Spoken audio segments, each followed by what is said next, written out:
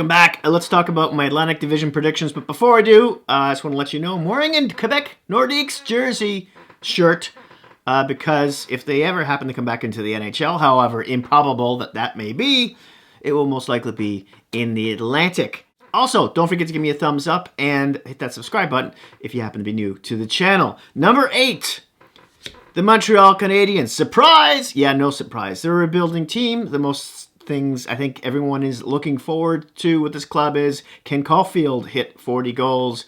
Arbor Jacki, fight highlights, anyone? Harvey Pinard, can he do what he did last year? Slafkovsky, is he going to stick around? Will they even send him to the AHL if he doesn't turn out so hot? And how is that mostly very young looking defense going to mature over the year? Hockey News also has them at number 8. Number 7.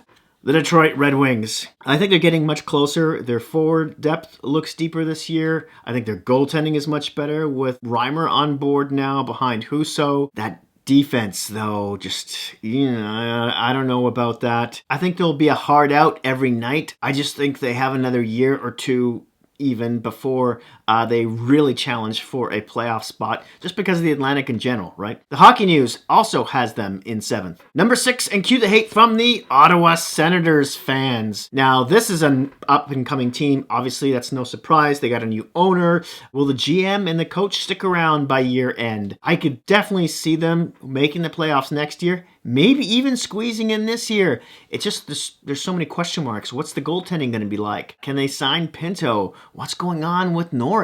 That defense looks super solid, though, and I'm really looking forward to seeing how many points Stutzel will put up this season, and as many Brady Tkachuk fights that I can glue my eyes to. They're almost there. They just need to do some housekeeping. The Hockey News ranks them 5th in the Atlantic. My number 5 pick is the Florida Panthers. And since my season preview video came out, Sam Bennett has also gotten hurt now.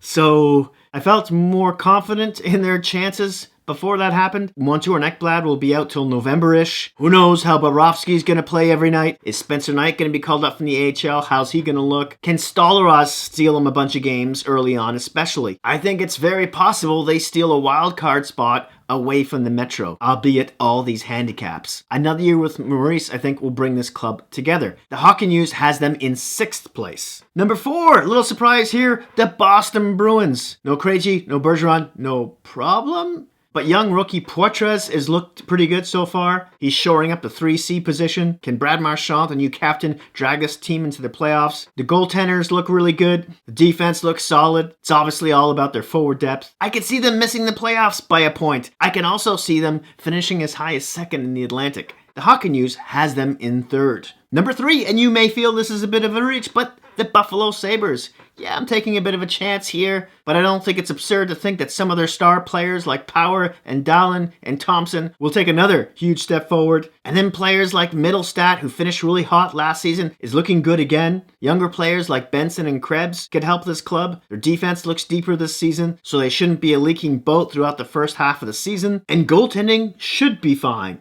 Should be. With Levi, Ukko-Pekka Luukkonen, and Comrie. The Hockey News has them in 4th. Number 2, the Tampa Bay Lightning. I think they could also finish as far as a wild card position. A lot of that has to do with a hit to their forward depth, defense depth, and the injury to Vasilevsky for the first couple of months of the season. But I think this core, bar any more injuries, and the fact they're still pissed they lost to the Leafs in the first round, could push them into a good position for the playoffs. The Hockey News also has them in 2nd. Number 1, yes, I know I'm a little biased, the Toronto Maple Leafs. I think most people have rated them this high. Yes, I know their defense sucks right now. The goaltending should be fine. The forward depth looks even better than last year, though. We should see a lot of 6-5, 5-4 games. And GM Trevling must make a deal for a number 2 or number 3 defenseman before, I would say, Christmas even. Otherwise, never mind where they finish, they're going to get blown apart again in the playoffs. Really looking forward to seeing Matthew Nyes flourish. Maybe he'll bump up into the top 6 eventually.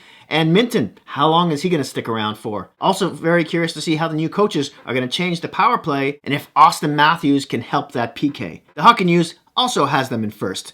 Let me know what your picks are for the Atlantic 1 through 8 down in the description box below. Don't forget to give me a thumbs up and smash that subscribe button if you happen to be new to the channel. Maybe I'll get a chance to finish the rest of the divisions in the NHL. I'll do my best. If you'd like to support me in the channel, you can do that through my crowdfunding site, Buy Me a Coffee. You'll see a link down below or on my home YouTube page. Hope to see you soon, and hey, be excellent to each other.